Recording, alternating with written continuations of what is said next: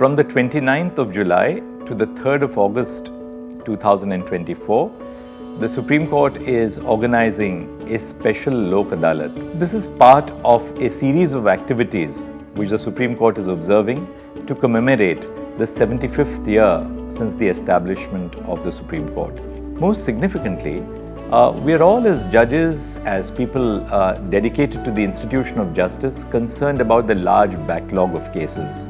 The Lok Adalat represents a very informal, technology-based solution to resolve cases involving our citizens to their satisfaction in a purely voluntary, consensual mode.